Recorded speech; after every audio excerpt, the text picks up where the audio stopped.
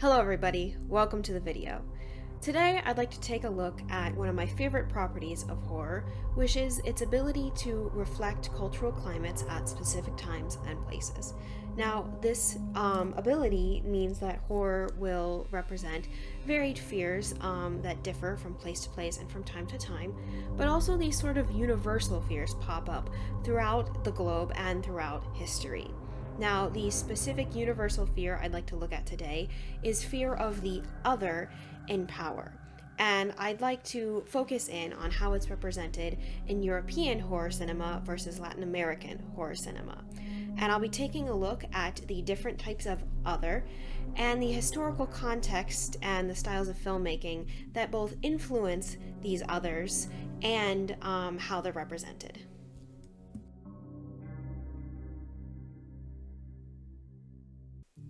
Alright, so I'd like to start off our look at the other in European horror cinema with Nosferatu.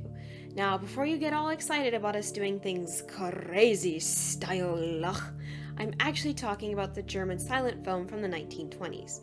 Now, if you haven't seen the original version, its plot is actually quite similar to the remake. Also, there will be spoilers about all the films throughout the video, so don't watch if you don't want to know. But in the original Nosferatu, basically a realtor sells a house to a vampire, the vampire brings the plague, and then the realtor's wife must sacrifice herself to save everyone. We'll be taking a look at a clip where Hutter, the realtor, sells the house to Nosferatu, who is the vampire.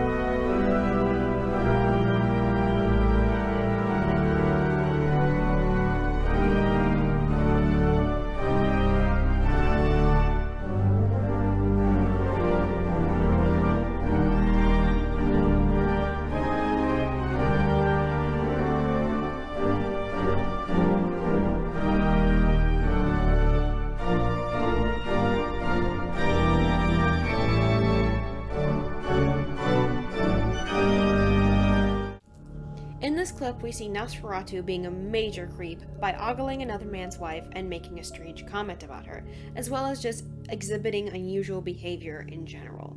But more specifically, we see him showing off his wealth by buying an entire house. I believe that Nosferatu is representative of the other as a rich foreigner, especially since Hutter traveled from Germany to Transylvania to make this transaction. Specifically, I believe that he represents this richness, this wealth, because he lives in a very large castle. And he also represents the foreigner because he brings disease and reads a strange language. And Transylvania is described as the land of thieves and phantoms in the film. Also, this film was based off of Stoker's original Dracula, which also represents the vampire as a rich foreigner. And so this film not only perpetuates this, but is the beginning of the modern Dracula, which has been seen throughout film as a rich foreigner. So, how is this fear of the other represented in the style of the specific time and place? The main film movement in Germany during this time was German Expressionism. The main goal of this movement was to express a soul state or inner state of consciousness. They accomplished this through exaggerated performances, as seen in this clip with Nosferatu's amplified performance and Hutter's strong reaction to his general strangeness. They also like to use a subjective camera, which is a camera placed in the perspective of a certain character. An example in this clip is Nosferatu seeing the photo falling out of Hutter's bag. Usually the inner state they were trying to represent related to the struggles of Germans around World War I. For example, we see the struggles of repressed sexuality through Nosferatu drinking Hutter's blood, which is quite erotic, and visiting his wife in the night to kill her.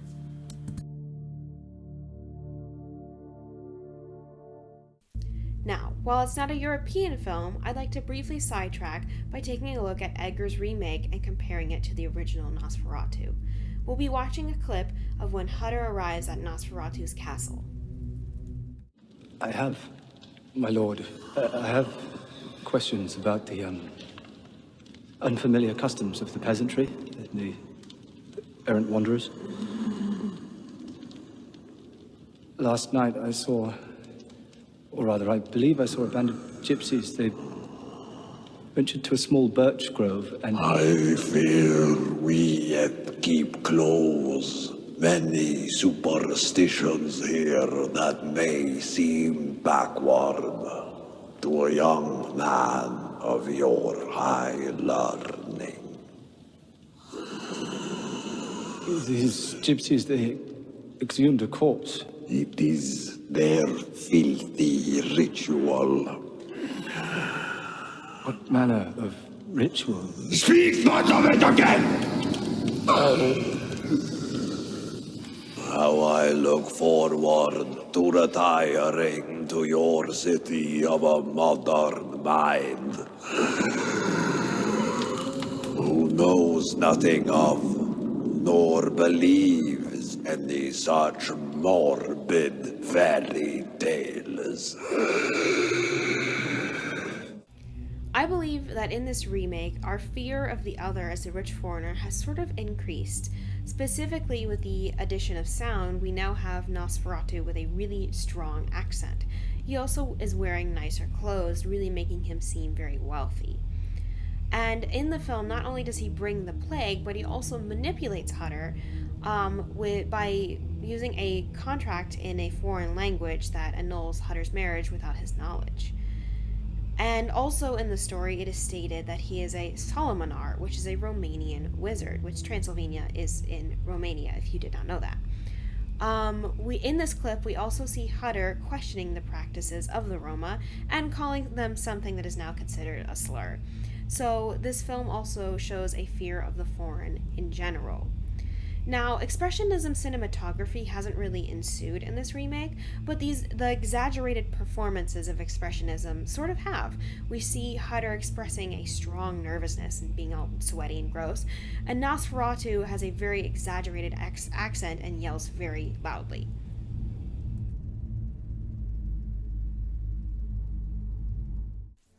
The next film I'd like to take a look at is The Witchfinder General, which was made in Britain in the 60s. This film follows two witch hunters as they torture and kill people in 17th century England. We'll be taking a look at a clip of them accusing and trying a priest for witchcraft. Brief warning for torture and blood in this scene. Come to this. You accuse me, a priest, of working with the devil. We can only judge by the evidence. And there's a lot of that, old man. I reject your accusations totally. He's gonna give us trouble. A simple confession, priest, that's all we ask. Help us. We've got a lot of work to do in Brandeston. Leave my house. The pair of you. I told you it was gonna be difficult. I reject your foul suggestions. Leave here at once. All you reject is the true God. Take him, Stern. Look for the devil's marks upon him. Right. Help us, you two.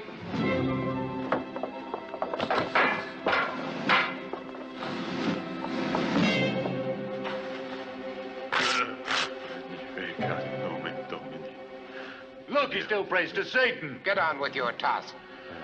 If the devil made you a priest, he's gonna have hidden his mark with a lot of care.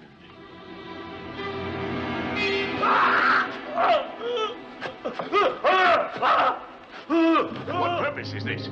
When the devil buys a soul, he marks the person's flesh, so we will know him. If such a mark is pricked, no blood will flow, nor pain be felt. Throughout The Witchfinder General, we see two different types of other. First off, in this clip, we see the priest being made as an other, which means that he has been ostracized in his own community and has become a scapegoat, which is very scary. The second type of other we see is strangers who come in and take power, and with that power they are able to do whatever they want.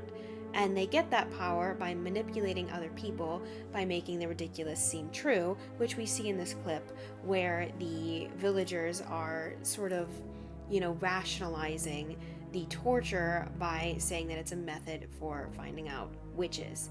And not only do they have this power, but they make money off of the suffering of others.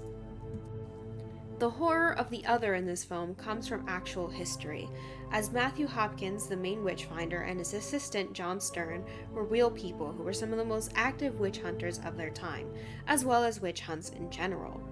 The Witchfinder General is part of a genre now called the British folk horror genre. The main aspect of this genre was that it focused on folklore and pagan practices, which is seen in this film with the idea of witches in general, as well as the specific ways to suss them out, like the devil's mark in this clip. This genre also featured open spaces, which were scary not only on their own, but scary because of the people in them. For example, the villagers who betrayed the priest and were very easily manipulated by the witch hunters. Another key aspect of this genre is a revival of the past. For example, this film is about events that took place 3 centuries ago when it was filmed.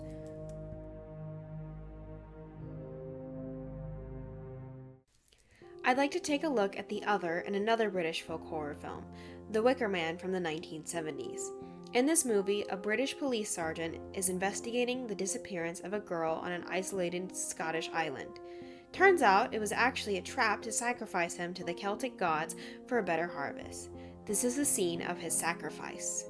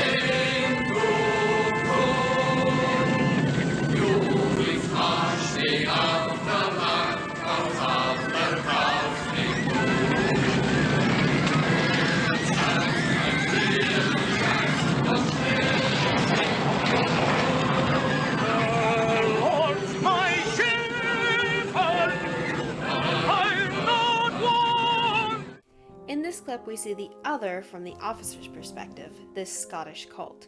We see them executing barbaric practices by sacrificing a person. Throughout the film, the officer is led to believe this sacrifice will be a young woman, but in the end, he is the sacrifice, a very good Christian. There's also this fear of the returning past, as these practices seem extremely out of date to him, but they're still alive and well on this island. This returning past, as you might remember, is a key aspect of folk horror, as well as folklore and pagan practices. Another part of folk horror that's present in this clip is threatening people within a relatively empty landscape. What's interesting about this film is that there's a different other if you look at the situation from the perspective of the islanders.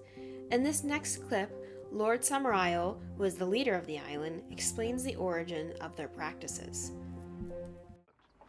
So, with typical mid-Victorian zeal, he set to work.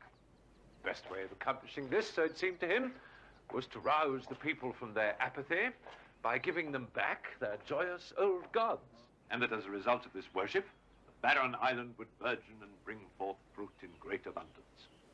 What he did, of course, was to develop new cultivars of hardy fruit suited to local conditions. Well, of course, to begin with, they worked for him because he fed them and clothed them. But then later, when the trees started fruiting, it became a very different matter. And the ministers fled the island, never to return. What my grandfather had started out of expediency, my father continued out of love. He brought me out the same way, to reverence the music and the drama and the rituals of the old gods. To love nature and to fear it, and to rely on it and to appease it where necessary. He brought me up. He brought you up to be a pagan. Through this clip and the character of the officer in general, we see the second other, an invading British power. After all, while Summerisle's grandfather was kind, he also manipulated these people. And throughout the film, the officer shames and tries to change these people's beliefs. And also, they dislike him so much that they decide to sacrifice him. In this clip, we once again see folk horror's fascination with paganism and landscapes. Along with that, we see the past coming back through the revival of those pagan beliefs. What's interesting, though, is that this is a specifically Victorian understanding of paganism, because Summerisle's grandfather recreated paganism through texts that were written by British people on how they thought paganism worked. This kind of lens of paganism is also present in the Witchfinder General because it doesn't really focus on witchcraft itself, but instead on how the witch hunters thought witches worked.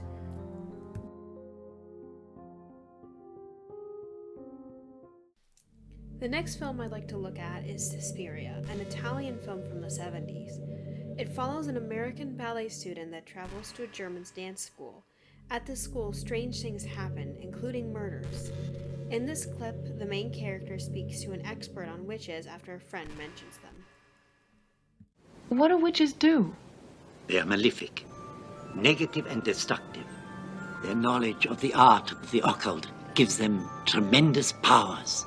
They can change the course of events and people's lives, but only to do harm. You don't believe me? No. Their goal is to accumulate great personal wealth, but that can only be achieved by injury to others. They can cause suffering, sickness, and even the death of those who, for whatever reason, have offended them. Why do you have all this interest in the occult? Because some friends spoke to me about witches. I read some stuff. Have you ever heard of Helena Marcos? Oh yes, she was a very famous Black Queen. A powerful witch with a tremendous talent for doing evil. A real mistress of magic. She lived and died in this city. Did you know that? Yes. Just before this clip, we discover that the main villain of this film is a Greek emigre witch. In the clip, we also learn that witches control others to gain wealth. Because of these combined facts, I believe that the other in this film represents the fear of the invading outcast, specifically a magic woman. Suspiria is part of what is called the giallo genre, which means yellow in Italian. Giallo is inspired by cheap mystery novels of the same name that often had yellow covers.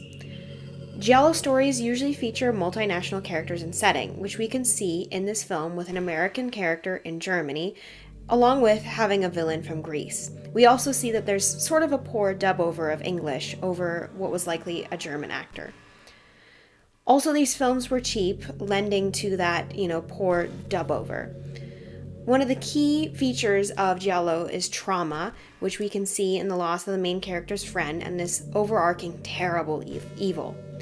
But one of the most signature parts of giallo are extremely gruesome deaths and stylized sets. Unfortunately, neither of these features are in the clip, but they do contribute to that fear of the other.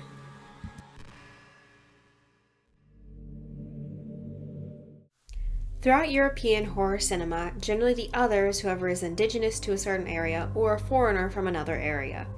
This is tied closely to most of these countries' histories as colonizers. Sometimes these films manage a more nuanced take, which turns the other back around to the invading force.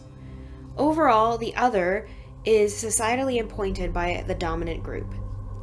These others are portrayed through stylizations specific to their region, like folk horror genre in Britain, the giallo genre in Italy, and the German Expressionism movement.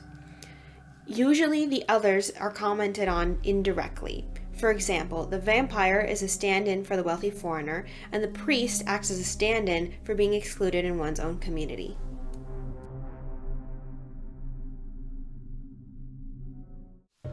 I'd like to start off our look at Latin American horror cinema with The Wolf House, a gorgeous Chilean stop-motion film that was made in the last decade. This movie is about a girl who escapes from a community called the Colony. She then hides from a wolf in a house in the woods. In that house, there are two pigs that she attempts to turn into what she considers perfect people. The following clip is the final stage of one of the transformations for one of those people, who is a girl named Anna.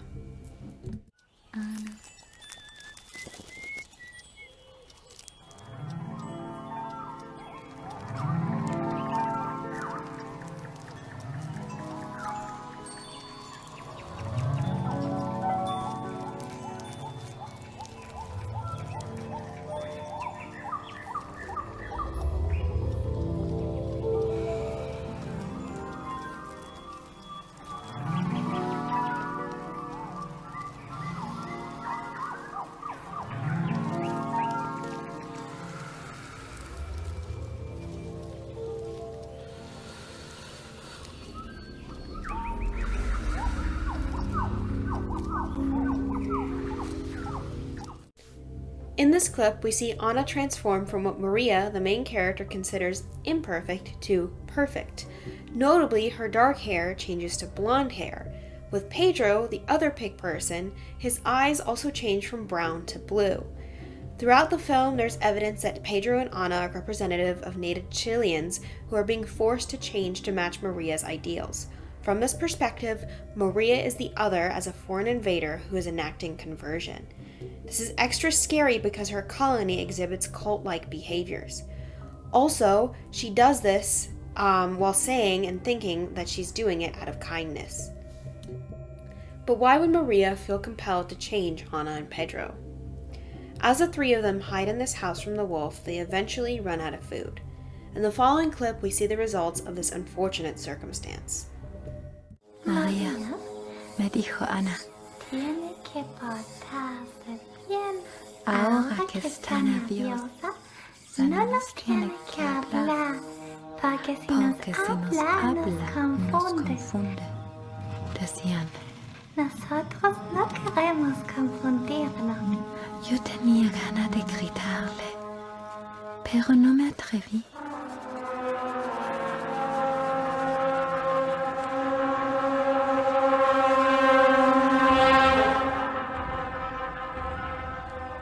Escuché la voz de Pedro.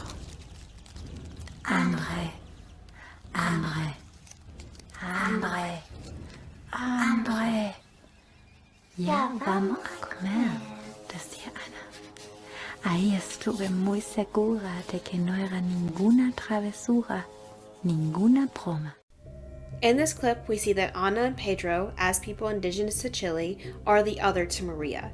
She fears their normal traits, but she mostly fears that they cannot be changed and will turn on her. In Latin American cinema, there's a movement called Third Cinema, which criticizes neocolonialism, capitalism, and Hollywood. It also aims to create art and political change. We can see Third Cinema through this film's criticism of modern colonization and its surreal art form. A key part of Third Cinema is its focus on real politics and history. Maria's colony is based on the real Colonia Dignidad of World War I German migrants. These migrants became Nazis over time, exhibited cult-like behavior, and helped a Chilean dictator torture and kill people. Chile has also experienced historical colonization and modern economic colonization of mining. Glauber de Adrán de Rocha, a prominent Brazilian director, said that the essence of Latin America is the aesthetics of hunger, violence, and dreaming. In the clip, we see a literal hunger, but we also see a hunger in Maria's desire to escape the colony, as well as Pedro and Anna's desire to be independent. We see violence in Maria's fear of the wolf, who represents the colony, and her violent alteration of Pedro and Anna. We see dreaming in Maria's escapism, as well as the general style of the film. A prominent style in Latin American cinema is magical realism, which presents a realistic view of the world with incorporated magical elements that aren't considered noteworthy. In the film, this would be the talking wolf and Maria changing pigs into people, and that's never questioned.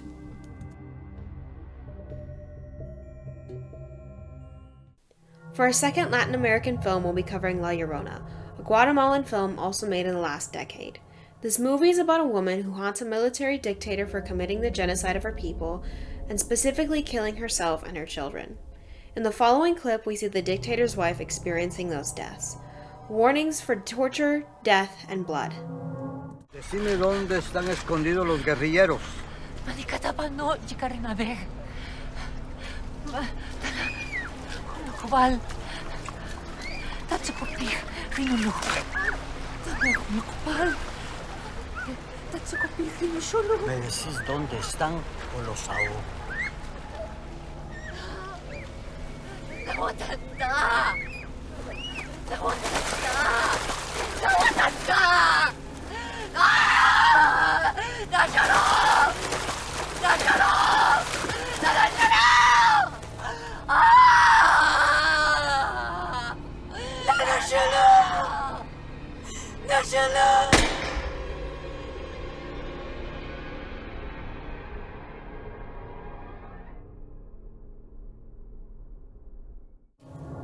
In this clip, Monteverde, the military dictator, represents the other as the murderous ruling power. he shows no mercy by killing children and giving Alma, the woman, no chance to save herself despite the fact that she doesn't know anything.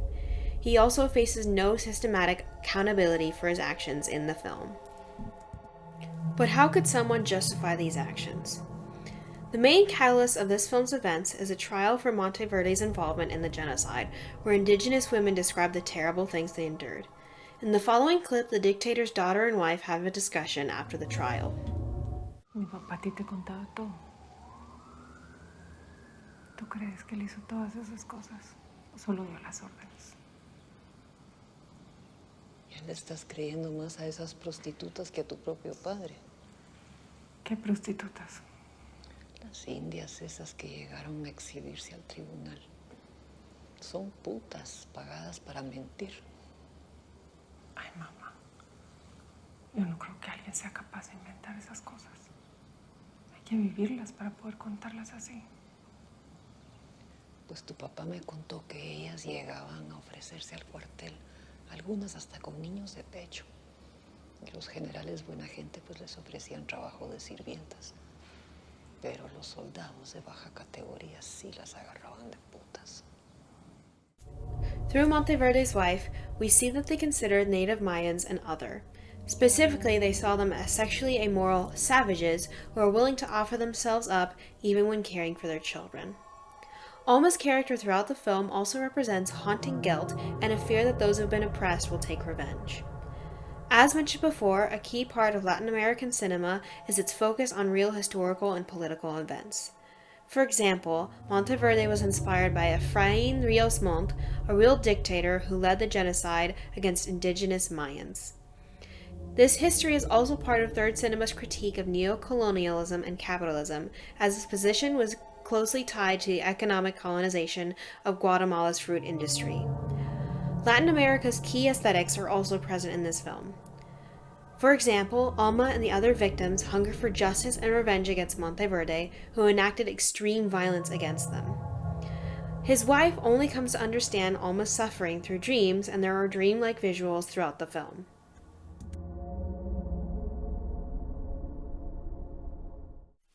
In Latin American horror cinema, we see a strong focus on the colonizing other. These films also observe how colonizers were motivated by their fear of the indigenous other. In this region, the identity and portrayal of the other was relatively unified, tending to relate to the Third Cinema movement and the aesthetics of hunger, violence, and dreaming. In these films, we usually see one specific instance representing a large-scale event, like Maria for Colonia Dignidad and Alma for the Mayan people.